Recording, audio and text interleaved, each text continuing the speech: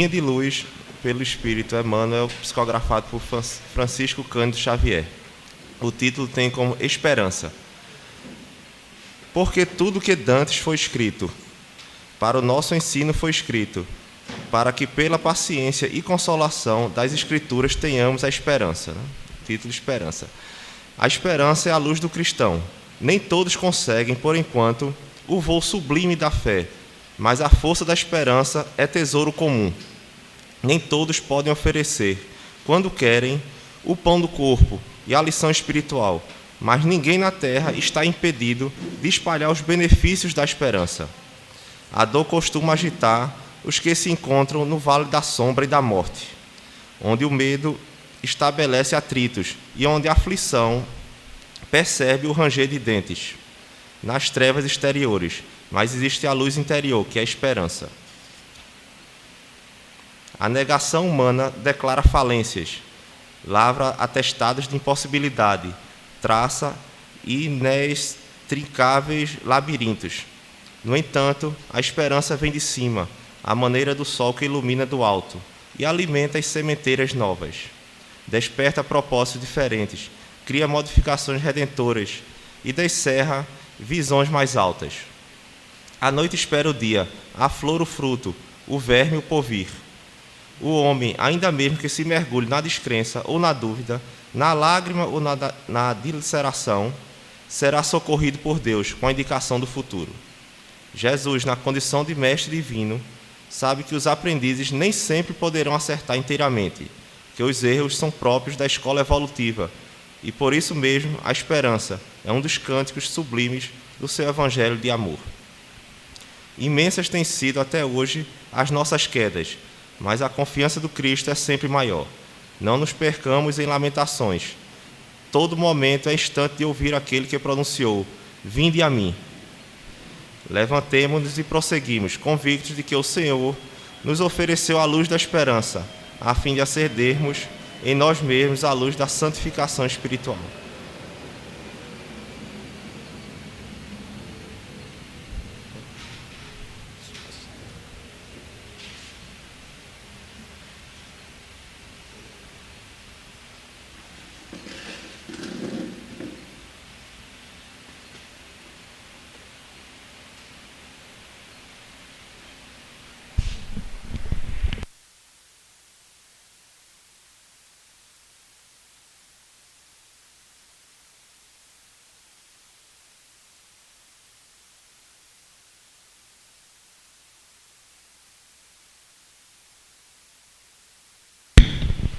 Meus companheiros de jornada terrena, é um prazer imenso estar aqui com vocês, enfrentando um trânsitozinho, enfrentando aí os movimentos sociais. Mas antes de penetrarmos no âmago da temática da noite, nós vamos reforçar o nosso ambiente psíquico através da prece, para que possamos trafegar com tranquilidade, com harmonia neste ambiente e durante toda esta pequena jornada que nós temos pela frente. E nada melhor do que a oração que Jesus nos ensinou, que todos nós conhecemos, mas que é um verdadeiro hino de amor que nos leva ao autorreconhecimento dos nossos erros, quando pedimos perdão, quando rogamos as bênçãos do Mestre, não porque ele seja algo sobrenatural, mas pelo que ele sempre representou e continua representando como um espírito de alto saber, de alta sabedoria, que por aqui passou e que está anos-luz, evidentemente, à nossa frente, e mesmo assim derramando esse amor misericordioso sobre todos nós. Pai nosso que estás nos céus, santificado seja o vosso nome, venha a nós o vosso reino, seja feita a tua vontade, assim na terra como nos céus. O pão nosso de cada dia nos dai hoje, perdoa as nossas ofensas, assim como nós perdoamos a quem nos tem ofendido. e estende, Senhor, tua luz de amor e de paz sobre todos nós que aqui estamos, encarnados e desencarnados, neste plano de vida sob o teu governo espiritual. Que a paz e o amor de Jesus continue com todos, que assim seja.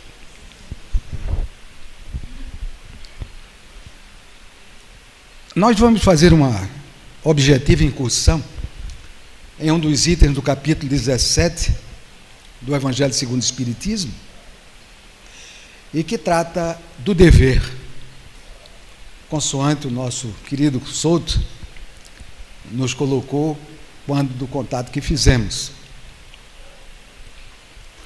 Quando falamos no dever, vem à tona aquele velho toque anterior que eu dei sobre os movimentos sociais que estão ocorrendo, os protestos que estão sendo feitos pelo Brasil afora, e que se incluem, inclusive, também neste campo do dever.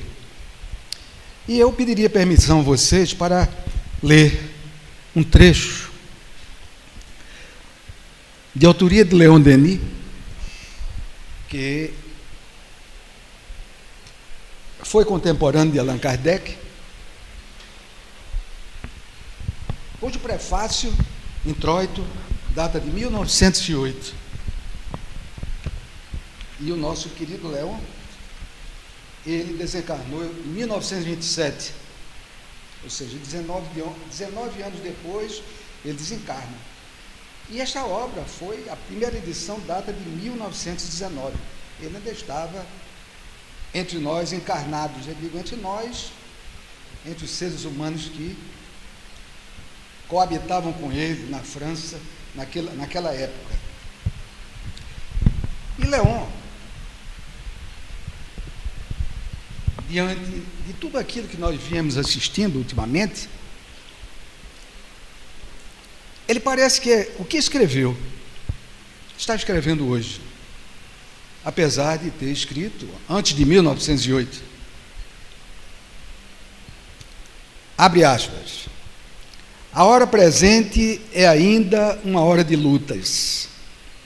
Luta das nações para a conquista do globo. Luta das classes sociais para a conquista do bem-estar e do poder. Em redor de nós agitam-se forças cegas e profundas, forças que ontem não se conheciam e que hoje se organizam e entram em ação. Uma sociedade agoniza, outra nasce. O ideal do passado vem à Terra, mas qual será o ideal do amanhã? Os defeitos de nossa organização social provêm principalmente de que nossos legisladores, em suas acanhadas concepções, abrangem somente o horizonte de uma vida material. Não compreendendo o fim evolutivo das existências e o encadeamento de nossas vidas terrenas, estabeleceram um estado de coisas incompatível com os fins reais do homem e da sociedade. A conquista do poder pelo maior número não é própria para ampliar este ponto de vista. O povo, por sua vez, segue o instinto surdo que o impele. Incapaz de aquilatar o mérito e o valor de seus representantes, leva muitas vezes ao poder os que desposam suas paixões e participam de sua cegueira. A educação popular precisa ser completamente reformada, porque só o homem ilustrado pode colaborar com inteligência, coragem e consciência na renovação social. O direito, como disse Godin, fundador do Familistério de Guise, é efeito do dever cumprido. Na realidade, nas reivindicações atuais, a noção do direito é objeto de excessivas especulações. Sobreexcitam-se os apetites, exaltam-se os espíritos. Esquece-se de que o direito é inseparável do dever, e até que é simplesmente sua resultante. Mas, no estado atual das coisas, no seio de uma sociedade onde fermentam tantas paixões, onde se agitam tantas forças brutas, no meio de uma civilização feita de egoísmo e cobiça, de incoerência e má vontade, de sensualidade e sofrimentos, são de temer muitas convulsões. É assim que, às vezes, ouve-se o bramido da onda que sobe. O queixume dos que sofrem transforma-se em brados de cólera. As multidões contam-se, sucedem-se. Interesses seculares são ameaçados. Levanta-se, porém, uma nova fé, iluminada por um raio do alto e assenta em fatos, em provas sensíveis, dizendo a todos: sede unidos, porque sois irmãos, irmãos deste mundo, irmãos na imortalidade. Trabalhai em comum para tornardes mais suaves as condições da vida social, mais fácil o desempenho de vossas tarefas futuras. Trabalhai para aumentar os tesouros de saber, de sabedoria, de poder, que são a herança da humanidade. A felicidade, meus irmãos, não está na luta, na vingança. A felicidade está na união dos corações e das vontades. É interessantíssimo como Leon, a visão transcendental desse espírito maravilhoso que viveu encarnado na França, na época de Kardec, como ele conseguia dar um diagnóstico sobre todos esses movimentos que de lá para cá vêm se sucedendo, e particularmente no nosso caso no Brasil, neste momento.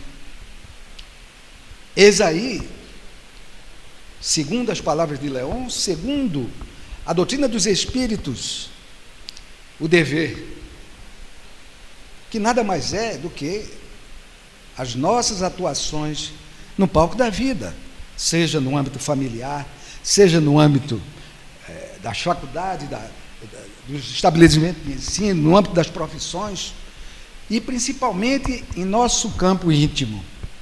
Este aqui é o grande dever, onde Tomás de Aquino, em O Livro dos Espíritos, na questão 919, chama a nossa atenção que a essência da vida de respeito está centrada no conhecimento de si mesmo, que nos leva a fazer uma digressão para que cada um de nós possamos aprender, primeiramente, a nos conhecer, porque é nos conhecendo que nós vamos ter elementos para caminhar com correção, com exatidão.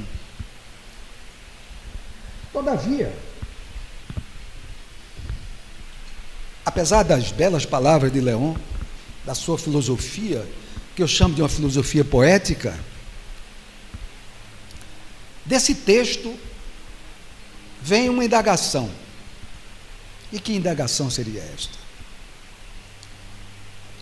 Por qual razão existem essas diversidades de atitudes, de pensamentos, de sentimentos, de emoções, da maneira de se amar, de se odiar? Por que o perdão? Por que não perdoar? Por que o amor e o desamor? Onde começaria a essência disso tudo? É aí que entra a doutrina dos espíritos, hoje muito bem amparada pela ciência, que eu chamo de ciência vitalista, diferentemente da ciência mecanicista, determinista. Os nossos co-irmãos, que eu chamo de missionários da ciência, porque é um equívoco chamar apenas de missionários do amor aqueles que se dedicam às suas religiões e que se destacam nessas mesmas religiões em razão dos seus trabalhos filantrópicos, do amor que eles desempenham e que exteriorizam em favor do próximo. Porque os missionários de ciência, eles também são missionários do amor. É através dele, do trabalho insano, no sacrifício inclusive dos seus entes familiares, de sua vida privada, que eles conseguem impulsionar a humanidade. E quando nós tocamos neste ponto, nós vamos verificando que na questão 780 de O Livro dos Espíritos, e quem tiver o Livro dos Espíritos pode abrir e consultar, quem não tiver, é só fazer uma anotaçãozinha e quando chegar em casa dar uma verificada, se é que não saiba de cor. E essa questão 780, os amigos espirituais, altamente conhecedores da vida, eles dizem que as duas asas do conhecimento estão centradas na aquisição de conhecimento intelectual e de outro, do conhecimento moral. Mais adiante, eles esclarecem, todavia, geralmente, o ser humano adquire primeiramente o conhecimento intelectual para depois vir o moral, o que se ajusta perfeitamente à nossa realidade atual. Simplesmente porque, quando eles apreendem o que seja o conhecimento intelectual, isso os leva a distinguir muito bem o bem e o mal. E assim eles podem agir corretamente ou não, o que inclusive aumenta a sua dose de responsabilidade. Porque quando eles, conhecedores do que é o bem e o mal, praticam o mal com base em tudo aquilo que ele tem em termos de conhecimento, o que eles têm em termos de conhecimento, passa a ser um ato tipicamente doloso, contrariando inclusive aquilo que ele tem em mente e tem em suas consciências. Então essa questão 780 do Livro dos Espíritos é fantástica porque ela se adequa inclusive a essa temática do dever. Mas se o conhecimento intelectual nos ajuda a distinguir o bem do mal, qual seria o início de tudo isto? Onde tudo começou? Aí nós teríamos que remontar, com a ajuda da antropologia, inclusive da antropologia transcendental, da ciência que transcende o determinismo da física de Newton e até um certo tempo da física de Einstein, porque após o desencarne ele deve ter tomado conhecimento de que o determinismo não condizia com a verdadeira ciência, e até porque ele já estava muito enamorado da física das possibilidades, que é a física quântica. Mas não teve tempo de experimentá-la em nosso meio. Mas certamente experimentou e continua a experimentá-la na parte espiritual, face à sua consciência imortal, ao seu espírito. Mas dentro dessa ótica antropológica, contrariando inclusive os princípios de Charles Darwin, com a sua teoria geral da evolução das espécies, que tentou explicar tudo, só que não conseguiu sequer imaginar como um réptil que sempre rastejou conseguiria um dia alçar voo. Essa evolução das espécies ele não trata na sua obra. Como também não trata antropologicamente da questão da consciência, a consciência primitiva, a consciência embrionária, que apareceu com os nossos antepassados há milhões e milhões de anos atrás, fruto inclusive de uma consciência primitiva, existente inclusive no reino animal. Essa consciência primitiva, muito mais próxima daquilo que nós chamamos de princípio inteligente, onde observamos que os reinos inferiores demonstram isso a todos nós, mas sempre dentro dos limites estreitos das duas necessidades básicas: defesa, conservação, instinto. E quando, ao invés de nós termos descido da árvore, como a teoria da evolução das espécies, o que ocorreu foi justamente a intervenção do geneticista da espiritualidade, atuando sobre o nosso aparelho fonador, sobre o nosso aparelho cerebral, porque a semelhança orgânica entre homem e animal é muito grande. A grande diferença é a consciência que nós temos. E os animais, regra geral, cada um em sua espécie, não possui a consciência.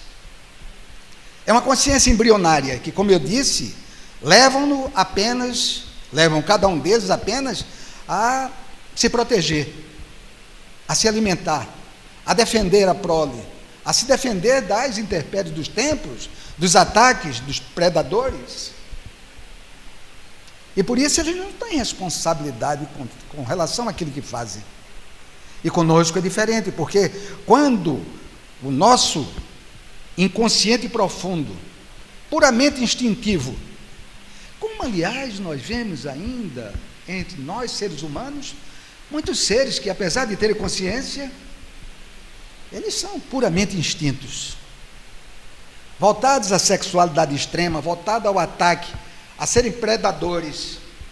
Nós vemos nesse movimento social que está acontecendo agora, se sucedendo no Brasil, e que, ao meu ver, retardado, porque a corrupção já devia ter feito o povo acordar com relação a isso. Mas Leão diz muito bem, o povo segue os seus instintos surdos. Isso nada mais quer dizer, se afiniza por afinidade, sintonia, evidentemente, com tudo aquilo que as benesses políticas podem oferecer a cada um deles. E nós vimos isso acontecer. Essa questão da consciência primitiva, embrionária, advinda do princípio inteligente que continua a fazer parte do nosso íntimo consciencial, da nossa própria consciência, porque nós, como herança, aprendemos a nos defender contra os ataques, aprendemos a nos defender em termos de família. Inclusive existe uma definição a respeito de família que eu não concordo, mas que está muito próxima daquilo que nós ouvimos, ouvemos ou assistimos, tomamos conhecimento através da mídia. Dizem os negativistas, os pessimistas, que família é um bloco de pessoas que se defendem em bloco e que se atacam particularmente. É uma definição que nós não podemos nem contestar muito, porque sabemos que o agrupamento de pessoas que constituem uma família, aqui, ali, acolá, pode se enquadrar justamente nessa definição. Ninguém pode tocar nos entes daquela família, mas eles entre si vivem num processo de autofagia, de beligerância, de brigas. Então, isso demonstra, por sua vez, que nós, regra geral, evidentemente, eu não estou falando das famílias de vocês, da minha família,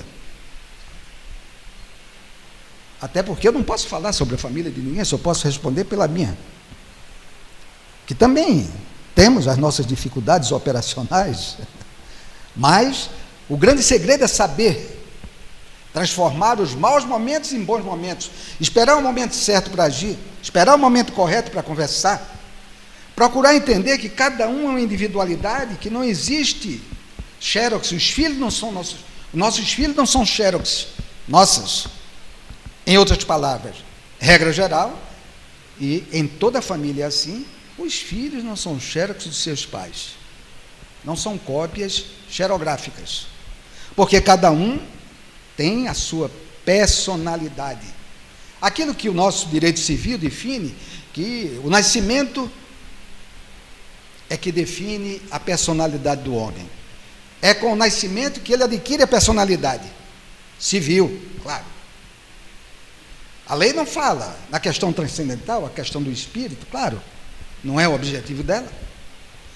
Talvez daqui a 500 anos nós tenhamos uma PEC, ou seja, uma proposta de emenda constitucional para que a nossa Constituição seja alterada nesse princípio, o nosso Código Civil também seja alterado, diante de tudo aquilo que vem se sucedendo, das experiências científicas que vem ocorrendo e vem demonstrando que o pensamento não é produzido pelo cérebro, nem pode ser. O pensamento é oriundo da consciência, ou o espírito, que no linguajar quântico é sinônimo, são expressões sinônimas. E isso já está comprovado através de experiências, a pré-existência do espírito, o que, diante dos fatos materiais que ocorrem diante dos nossos olhos, que nós vemos dentro da nossa família, onde não existe um igual ao outro. Eu não sou igual ao meu pai, nem à minha mãe. que já desencarnaram, mas quando estavam encarnados, eu não era cópia xerográfica deles. Existia em alguns pontos, alguma coincidência. Mas isso era por conta, como acontece com todas as outras pessoas, daquilo que nós chamamos maior ou menor simpatia, ou seja, maior ou menor identidade quanto a instintos, inclinações, sentimentos, sensações, percepção. É isso que faz com que a família seja um grupo heterogêneo, um grupo totalmente heterogêneo. Então começamos a ver que esse princípio antropológico da consciência, o trajeto dele não foi curto, foram bilhões de anos. Eu imagino, que eu não tenho condição de me lembrar, os amigos espirituais dizem, no Livro dos Espíritos, afirmam, que não haveria interesse, objetividade nenhuma para nós. Sabemos que nós fomos no início da nossa peregrinação como consciências individualizadas. O que nós fizemos? Pouco importa, não interessa saber. Isso se perde, né, pelos séculos e séculos afins. Aquilo que nós guardamos é aquilo que marca a nossa existência a partir do momento que nós conseguimos conquistar aquele item de responsabilidade. Eu participei de um seminário domingo pela manhã, numa casa espírita lá em Bairro Novo, Olinda, onde a temática foi viver direito de todos. E no transcorrer da exposição, um dos participantes me perguntou: olha, José Luiz, você sabe que a prática do aborto em nossa sociedade atual é considerada crime pelo Código Penal e pelas leis naturais, conforme o Espiritismo declara, ensina, é também uma falta grave contra as leis da natureza. E eu lhe pergunto, dentre os índios, os aborígenes, os homens pré-caverna, os homens da caverna, a mulher, antropologicamente, que viveu naquela época, será que a morte de um filho que estava ainda no ventre, seja porque qual motivo seja, por agressão, porque não existia médicos aborteiros nessa época, claro, qual seria a responsabilidade desse homem, dessa mulher? É um questionamento que nós colocamos aqui dentro dessa caminhada que nós estamos fazendo, para distinguir o que é responsabilidade com relação a nós, quando participamos de um processo abortista, e a não responsabilidade daqueles aborígenes, daqueles homens do passado, daquelas mulheres que viveram na era troglodita.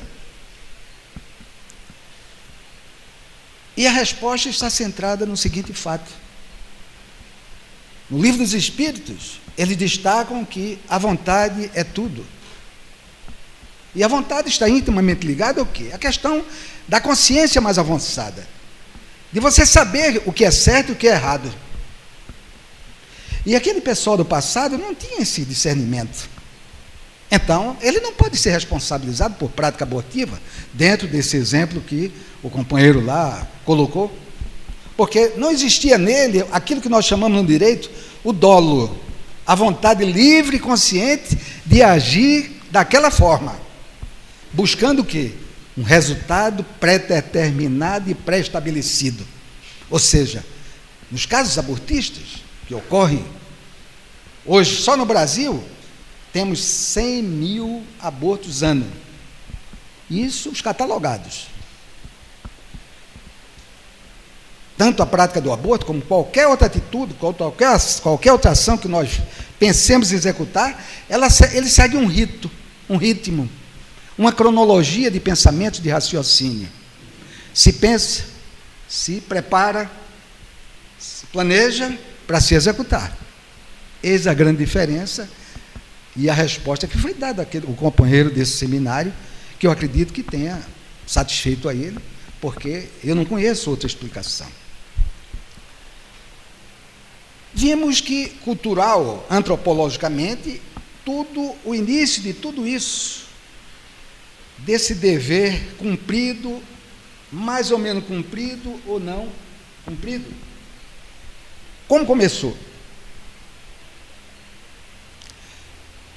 Abordemos agora uma outra questão, filosófica, moral e cientificamente. Onde começa o nosso dever? Onde termina o nosso dever? Isso nós encontramos nessa lição, item 7 desse capítulo 17, do Evangelho segundo o Espiritismo. E lá está aqui, o dever, a necessidade do despertar para o correto cumprimento do dever, está justamente naquele ponto em que nós temos a consciência de que, com a nossa atitude, nós vamos ferir a liberdade alheia, nós vamos tolher a felicidade de outrem, nós vamos prejudicar aos nossos companheiros de jornada. E quando é que termina esse autoconhecimento a respeito do dever cumprido? Justamente quando, em seguida, nós começamos a analisar: será que eu gostaria que os outros fizessem comigo aquilo que eu quero fazer? Não existe guia mais seguro. É só nós termos a coragem de colocar em prática esses dois princípios. Ah, mas eu coloquei, mas mesmo assim eu fiz. Eu causei a infelicidade do meu semelhante. Eu pouco me importei se alguém ia fazer comigo aquilo que eu fiz com ele ou com ela. Mas por que você fez? Não, porque os meus interesses estavam em primeiro lugar. Eu queria alcançar meu objetivo, e meu objetivo só seria alcançado se eu praticasse os atos daquela forma. Pouco importa se fosse prejudicar quem quer que seja. Nós sabemos que isso acontece. E começamos a entender a explicação de tudo quanto acontece de coisas ruins na nossa sociedade. Tudo. Às vezes você tem o intelecto, o conhecimento intelectual, o conhecimento científico, mas o seu campo moral você está devendo.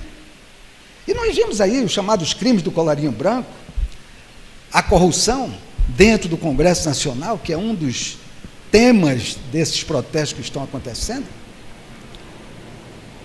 E são pessoas que têm um patamar de conhecimento, pelo menos em tese, de nível superior. Todavia, nós vemos também esses mesmos crimes, com outros matizes, com outras vestimentas, ocorrendo entre pessoas iletradas, em pessoas que ocupam classe C, classe D, porque na classe média isso é normal, na classe considerada também acontece. Nós temos aquele exemplo, por exemplo, aquele caso que aconteceu em São Paulo há 2, 3 anos atrás, eu acho, onde aquele empresário, o Matsunaga, que era dono dessas empresas York, essas indústrias de alimentos, que nós consumimos, inclusive, em nossa casa, né? Onde ele foi brutalmente assassinado pela sua companheira Elise, e que ainda teve a coragem de esquartejá-lo. Isso em São Paulo, a metrópole do Brasil. Mas aqui mesmo, pertinho, Jaboatão dos Guararapes, eu acho que 6 meses depois, nós tivemos um assassinato em idêntica feitura, que foi vítima a professora Mirtes Araújo, que o seu esposo Luiz assassinou, esquartejou, e ainda levou os pedaços num saco de ônibus, e só foi descoberto por isso, porque eles viram sangue. Então, os opostos que eu trouxe, classe A, família rica, abastada, uma classe C, ou B, ou D, pouco importa, porque para nós que entendemos um pouco, ou procuramos compreender melhor a doutrina dos Espíritos, como eles próprios nos ensinam, a grande hierarquia da vida é a hierarquia espiritual. A hierarquia social, o poder, as posições, os postos de comando são transitórios. E nós vemos, por exemplo, ainda dentro desse enfoque sobre esses movimentos que estão acontecendo por aí, que os nossos governantes, pelo menos nos últimos 8, 10 anos, eram líderes, participavam desses movimentos paredistas, comandavam greves, eram participantes de grupos terroristas, como a nossa presidente atual. E quando assume o poder, as soluções que o povo precisa. Então, aquele texto de Leon Denis se aplica a todos esses casos que nós estamos aqui abordando, sem nenhum cunho político, sem nenhum cunho de crítica. Nós não gostamos, certo? Mas temos que compreender que a posição, a hierarquia social nem sempre está condizente com a posição e hierarquia espiritual em termos de conhecimento moral e intelectual. Pode até ter intelectual, mas moral está devendo, está faltando.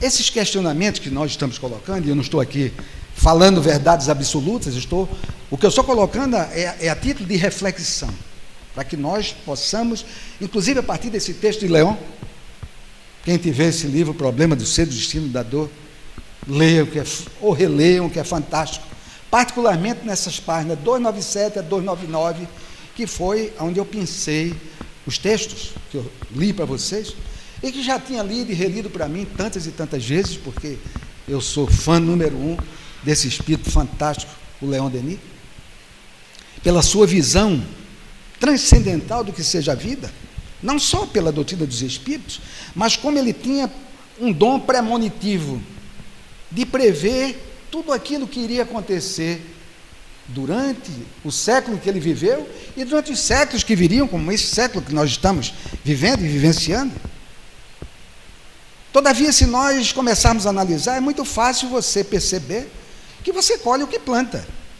E ele sabia que o ser humano, o que ele estava colhendo, não era uma semente sadia. O fruto que ele ia colher seria também não sadio, porque estava sempre baseado naqueles interesses personalísticos que nós nos referimos, na busca ansiosa pelo poder, pela riqueza, para conquistar tudo aquilo que as pessoas querem. Então, como se diz na gíria, os caras vendem a alma ao diabo, embora que o diabo não exista. E quando eu falo em diabo, eu me lembrei agora, eu tenho uma netinha de 7 anos, eu vinha com ela do colégio, e ela sentada, e eu conversando com ela, tagarela. Aí ela disse: voinho, eu vi uma coleguinha me disse na escola, no colégio, uma coisa muito séria. Eu digo: o que foi? Ela disse: é um negócio que tem embaixo da terra, no chão. Eu digo: o que é? Ela disse: eu não posso dizer o nome, não. Peguei logo, né? Aí eu disse: é mesmo, rapaz, esse é. Eu digo: é o diabo? Ela: não fale esse nome, pelo amor de Deus.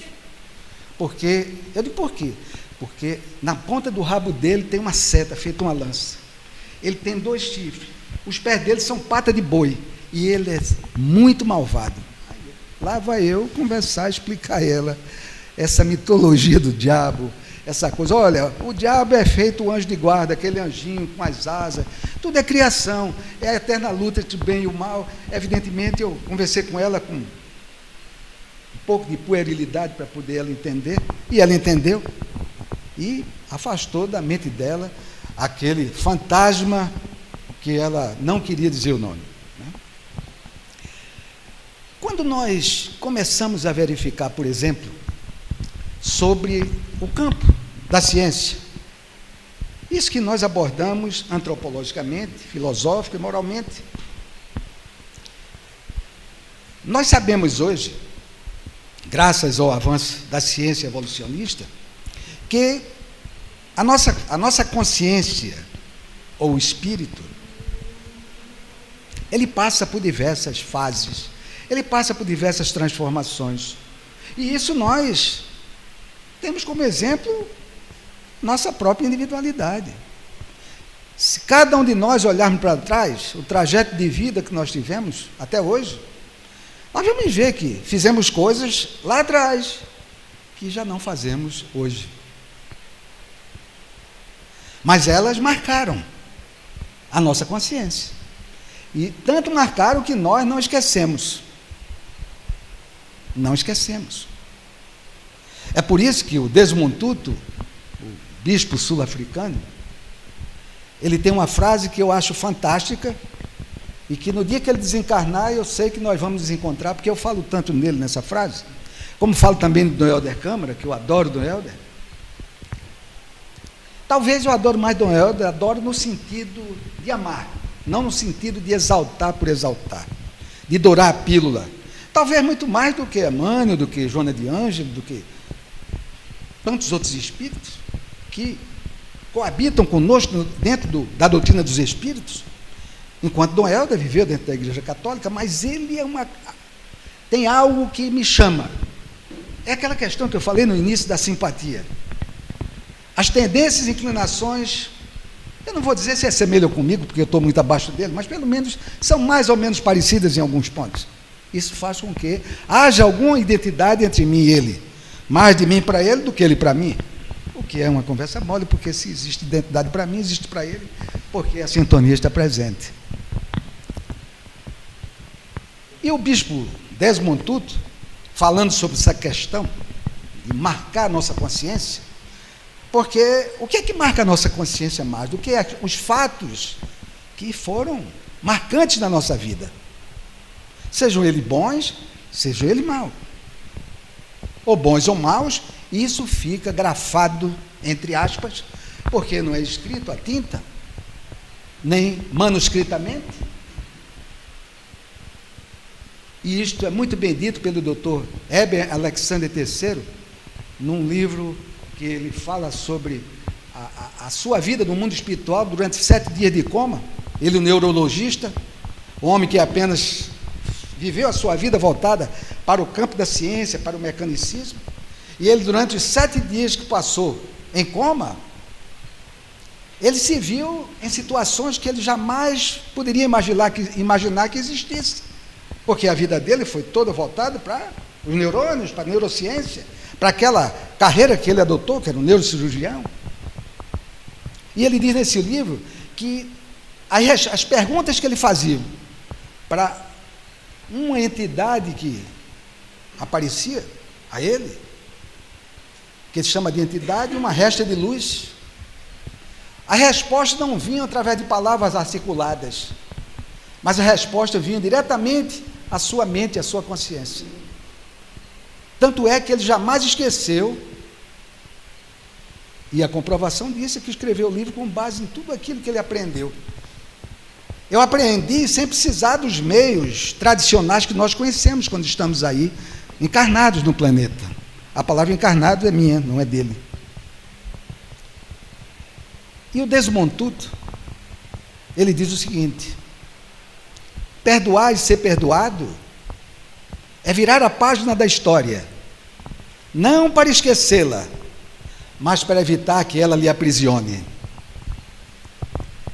Isso quer dizer o quê? Que tudo aquilo que nos marcou está na nossa consciência. Agora, nós não devemos permitir que ela nos aprisione, nos leve à vingança, a sentimentos de repulsa, de ódio, a sentimentos depressivos, a estresse, sentimento de impotência. Eu devia ter feito isso, ter feito aquilo, agora não tem mais jeito, é uma infelicidade, a vida é isso, a vida é aquilo. Aí você vai ficar preso ao seu passado. E esse passado envolve também culpa em algum ato que você praticou, seja ele qual for, seja ele qual tenha sido. Então, é virar a página da história, mas para evitar que aqueles fatos lhe apreendam, lhe aprisionem, para que você volte a ser livre, você volte a pensar, raciocinar e ver que aquilo não foi bom, nem para você, nem para os outros que o cercam, e que você precisa mudar o seu rumo. Será, eu pergunto agora, que quando nós chegarmos ao mais alto nível de espiritualidade, tudo isso que nós fizemos, as diabrices, embora eu tenha dito que o diabo não existe, mas diabrices é uma corruptela, e como corruptela, vale tudo, feitizinha Timaya. Vale até dançar mulher com mulher, homem com homem. Hoje, aqui na época de Timaya, quando ele estava encarnado, não acontecia, e hoje acontece de uma forma natural. Então, quando nós abordamos essa questão da consciência, nós vamos vendo que isso fica marcado em nós, mas não deve fazer com que nós nos auto-aprisionemos, porque a liberdade é tudo, e nós precisamos ser livres, como o nosso pensamento é livre. Como é que o pensamento é livre? E que você aprisiona o seu pensamento com reminiscências que lhe são prejudiciais. Ah, mas eu estou arrependido. Ótimo. O arrependimento é o primeiro passo, conforme consta na obra O Céu e o Inferno, de Allan Kardec. O arrependimento é o primeiro passo para você mudar a sua postura. É o arrependimento que faz com que você abra o seu coração, a sua mente, para enfrentar com dignidade tudo aquilo que você vai encontrar pela frente. E isso acontece no mundo espiritual quando nós desencarnamos, ou quando nós viemos desencarnar, que é uma condição sine qua non, porque nós começamos a morrer a partir do momento que respiramos pela primeira vez fora do útero materno, quando as nossas células começam a se desgastar. Enquanto a gente está lá dentro, quietinho, mexendo, dando pontapé, cambalhota, soquinho, tá, graciosamente aparecendo nas ultrassonografias, tudo bem que a gente está se alimentando o quê? Das energias da mamãe. Nada tem normal, mas quando a gente sai, aí a lida começa, a luta começa, e aí nós começamos a morrer. Mas infelizmente nós não somos preparados para a morte, quando deveríamos ser. Sendo que a morte é um passaporte para a vida, é a continuidade da própria vida, porque vida e morte se consociam. Uma não existe sem a outra. Não poderia existir. Particularmente em todos os setores da vida, todos os gêneros, em todas as espécies. A folhinha verde, ela cai do caule, porque já está sequinha. Já não circula mais a seiva, ela já não tem condição de se alimentar, porque o seu campo celular já não oferece meios para isso. E ela se desprende do galinho. Outras, e cada uma daquelas, com seu adubo natural, com o tempo, vai se transformando numa bela roseira, numa bela árvore. É a lei de transformação da vida. E se com os vegetais acontece isso, com os animais acontece a mesma coisa, e conosco, que somos seres portadores de consciências individualizadas, será que seria diferente? Claro que não. Porque nós temos a obrigação e o dever de conhecer todas essas coisas. Se não aprendemos agora, vamos aprender amanhã. E esse amanhã? Depende de você, porque, como dizem os quânticos, nós é que criamos o evento real, a partir das ondas pensamentos. É por isso que eles dizem que o pensamento, ora é partícula, ora é onda. Porque tudo aquilo que nós idealizamos fica em torno da onda, enquanto possibilidades. Mas quando nós criamos o evento real, qual é o evento real? Aquilo que nós queremos alcançar, atingir. Então, fomos nós os autores disso. Os quânticos, na época do Max Planck, 1900, a doutrina dos espíritos fala nisso. A doutrina de 1857, o primeiro livro dos espíritos, segundo em 1858, e lá para cá, não alterada. Eles falam nisso numa outra linguagem, mais corriqueira, mais comum, quando eles dizem que a consciência é um pensamento íntimo. E lá na questão, essa questão é 89, e na questão 835, ele diz: onde está a consciência, está a alma. Isso nada mais é do que o nosso pensamento que viaja pelo tempo. Nós somos viajores do tempo. O Criador, ele cria um evento real com as suas ondas de possibilidades, pensamento de alto nível de inteligência. E esse evento real é cada um de nós que somos consciências individualizadas. Baseado, inclusive, nesse postulado quântico de que nós somos nano ou micropartículas não visíveis, inclusive, pelos instrumentos ópticos conhecidos. E somos essas nanopartículas da consciência cósmica universal. Então temos um pouco desse Criador dentro de nós. Será que não foi por isso que Jesus disse: o reino de Deus está dentro de vós e não fora de vós? Mas como é que o reino de Deus está dentro de mim, que eu vou morrer? Ou vou ser cremado e todo o meu corpo vai se volatilizar, ou vou ser sepultado e com o tempo os meus amigos, os vermes, vão me saborear. E para onde foi o reino de Deus? É a grande questão. Só que o reino de Deus está na nossa consciência, está dentro de nós, do nosso íntimo. E ele não se mostra límpido, brilhante, maravilhoso, cheio de amor, porque o nosso pretérito cria, através do seu psicossoma, como um envoltório, uma capa energética, densa de tudo aquilo de ruim que nós plantamos por ignorância ou não, por culpa ou dolo, durante a nossa caminhada evolutiva. E vai chegar um dia que nós vamos poder deixar essa luz transparecer. O faça-se a luz e a luz se fez, que está lá no Antigo Testamento. Vai acontecer conosco. Hoje, a física, tanto a quântica, que é a física das possibilidades, como a física determinista, de Newton, de Einstein, de tantos outros físicos modernos, ela não admite isso, mas admite que todo o corpo emite um pouco de luz. Aquilo que Max Planck chamou de teoria dos corpos negros, que ele demonstrou através do aquecimento de uma barra de ferro.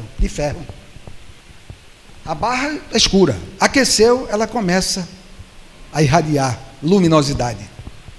E esse conceito foi apurado, foi estudado, foi pesquisado. E hoje os físicos quânticos dizem que o nosso campo celular é muito mais belo, muito mais positivo em termos de luminosidade do que a teoria do efeito fotoelétrico de Einstein, que foi baseada inclusive na teoria dos corpos negros de Max Planck. E por que isto? Porque eles dizem que as nossas células são os instrumentos necessários para que nós possamos produzir luz. A nossa luz própria. E os pesquisadores atuais, atualizadíssimos, através de experiências com tomografias por emissão de pósitrons, eles comprovaram isso. Eles comprovaram de uma forma bem interessante. Pegaram um grupo de 20 pessoas, dividiram em 2 grupos de 10, colocaram uma distância muito grande entre eles, trancaram numa sala, que eles chamam de sala de Faraday, que não entra nada, sinal eletrônico nenhum, eletromagnético nenhum, telefonia zero. Colocaram em cada uma das 10 pessoas, desses 2 lugares, eletrodos, como aqueles que nós vamos fazer eletroencefalograma, etc, etc, e coloca aqueles eletrodos, cabeça, peito, interligado ao moderno sistema de computação,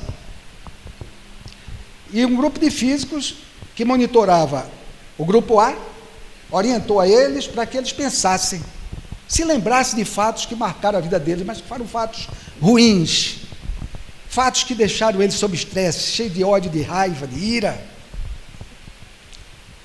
E nós sabemos hoje, o Dr. Deepak Chopra, o médico indiano, diz, quando um fato marca a nossa existência de forma terrível, de forma ruim, pode passar 20, 30 anos, mas quando nós nos lembramos dele, as emoções são as mesmas. Porque nós guardamos isso na nossa consciência, claro. E para os físicos que monitoravam o outro grupo, o grupo B, vocês vão pensar nas coisas boas que marcaram vocês, que trouxeram felicidade, alegria, etc, etc. Resultado da pesquisa. O grupo, orientado a pensar nas coisas estressantes que marcaram a vida dele, aparecia no visor, no lobo frontal direito, a movimentação dos neurônios em cores difusas, misturadas, escuras, lentas, uma movimentação lenta. Ao contrário, no grupo que pensava no bem, no amor, na felicidade, na alegria, a movimentação dos neurônios deles aparecia lá no visor do computador onde eles estavam, na sala onde eles estavam, de uma forma alegre, de uma forma rápida a movimentação, de uma forma colorida, sutil. E a conclusão desses físicos foi de que nós podemos e devemos fazer a nossa reforma íntima, que é a nossa reforma de caráter, porque cada vez que nós fazemos, substituindo energias boas por energias ruins por energias boas, nós vamos promovendo no corpo somático, biológico, carnal, essa modificação energética em nossos neurônios. E isso tem reflexo na movimentação dos neurônios no nosso psicossoma, que é o perispírito que Kardec falou, que é o corpo morfogenético que o biólogo inglês moderno, Rupert Sheldrake, fala em suas pesquisas. Porque quando nós produzimos tudo de bom no nosso corpo físico, isso se reflete no nosso psicossoma, que é o mesmo corpo espiritual que Paulo de Tarso fala nas suas epístolas. Existe corpo material, que é corruptível, se dissocia com o tempo, mas existe também o corpo espiritual, que é incorruptível. E esse corpo espiritual é o mesmo perispírito de Kardec, é o mesmo psicossoma que André Luiz chama, é o mesmo corpo morfogenético que o Dr. Rupert Sheldrake na atualidade chama. Então, podemos realizar essa transformação, podemos começar a praticar o dever que nós temos, primeiramente para conosco, para com nossos semelhantes e com o Criador, porque nós somos integrados por essa força cósmica. Como bem disse o astronauta, o Michel Temer, o vice-presidente da República. Esqueci o prenome dele. Ele participou da missão Apolo 14, Edgar Mitchell, o americano Edgar Mitchell, que participou da missão Apolo 14, e a jornalista perguntou a ele como é que o senhor se sentiu quando pisou pela primeira vez fora da nave espacial. Ele disse: eu me senti felicíssimo, porque para mim, o cosmo estava em mim, eu estava no cosmo, eu não me senti como algo alheio ao cosmo. E por que não? Porque nós somos parte integrante desse cosmo, e temos o dever, inclusive, sob essa ótica que eu apresentei para vocês, de uma forma bem objetiva, bem rápida, a começar a compreender a lei de amor, aquele princípio de amar a Deus sobre todas as coisas, amar a si mesmo e ao seu semelhante, que Jesus nos trouxe. E nós praticamos isso diariamente quando cumprimos corretamente os nossos deveres. Porque, como diz Emmanuel, na época, há 40 anos atrás, através da psicografia de Chico Xavier, o Emmanuel dizia: olha, cumpre corretamente os deveres que este dia lhe pede. Cumpre corretamente os deveres que este dia lhe pede, para não ter que repeti-lo amanhã em situações muitas vezes mais adversas. E, diante de tudo isso, fica muito fácil entender as palavras do nosso querido Chico Xavier, que eu aproveito para fechar a minha fala esta noite. Muito embora ninguém possa voltar atrás para fazer um novo começo, qualquer um pode começar agora a fazer um novo fim. E é isso que nós precisamos fazer. Um abraço fraterno, obrigado aos nossos amigos aqui do Cáritas, a Cláudia Tereza, a esposa do Cláudio, ao nosso companheiro Jorge, que aqui está, né, fazendo a tarefa dele, pela oportunidade que eu tive, que me deram, de estar aqui conversando com vocês, falando para vocês, mas principalmente por estar falando primeiramente para mim. Vamos fazer a nossa prece de encerramento? Não, eu fiz a prece inicial. Alguém se habilita? Pode, claro.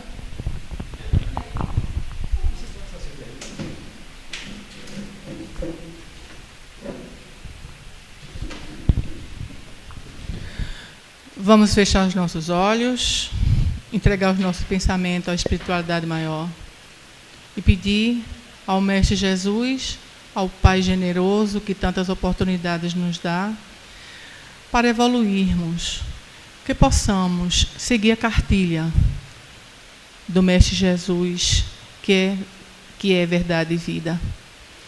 Que possamos abrir os nossos pensamentos, os nossos corações, para as verdades necessárias para o nosso crescimento interior. Que o nosso self, o nosso Deus interior, porque somos criados por Ele, possa nos conduzir e nos dar a paz necessária. Que só podemos ter a paz quando também doarmos essa paz. Que possamos construí-la para o nosso progresso e para que possamos levar essa paz para quem estiver junto de nós, para o nosso lar, para os nossos familiares e para todos que aqui estão. Muita paz, que assim seja.